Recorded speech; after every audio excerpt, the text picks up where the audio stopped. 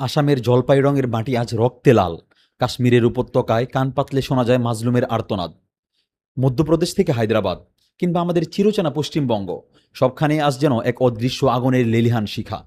Target কেবল ইসলাম ও মুসলিম। স্কুলের গেটে আমার বোনকে থামিয়ে দেওয়া হচ্ছে কারণ তার মাথায় হিজাব। যে হিজাব তার সম্মান, তাকেই আজ শিকল বানানোর চেষ্টা চলছে। খাবারের স্বাধীনতা কেড়ে নেওয়া হচ্ছে, বন্ধ করে দেওয়া হচ্ছে রুজিরুটির পথ। কেবল কি তাই, ঘরবাড়ি ভাঙা হচ্ছে। এমনকি যে কবরে মানুষ শেষ আশ্রয় গ্রহণ করে, সে পবিত্র মাটিও আজ হাতুড়ির আঘাতে ঘুরিয়ে দেওয়া হচ্ছে। পেট্রোলের আগুনে লেলিহান শিখায় পুড়ছে আমাদের শেষ স্মৃতিটুকু।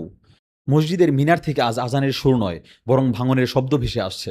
জায়নামাজে বসা মুসল্লির উপর যখন নির্দ্বিধায় হামলা হয়, তখন কি আপনার বিবেক একবারও কেঁপে ওঠে না? কেবল বাংলা ভাষায় কথা বলায় নাগরিকত্ব কেড়ে নিয়ে কাউকে বিদেশির তকমা দিয়ে দেওয়া হচ্ছে। জয় শ্রীরাম ধ্বনি দিয়ে জোরপূর্বক ইমান কেড়ে নেওয়ার এক মহোৎসব চলছে চারদিকে। সবচেয়ে কষ্টের বিষয় কোথায় জানেন?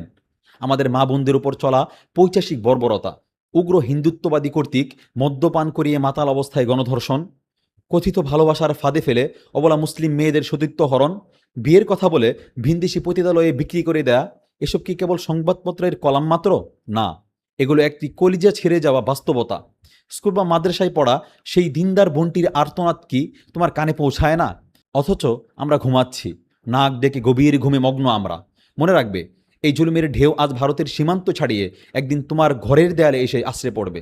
তখন হুঁশ ফিরলেও লাভ হবে না। তাই হে মুসলিম যুবক, আর কতটুকু রক্তে ঝরলে তোমার ঘুম ভাঙবে?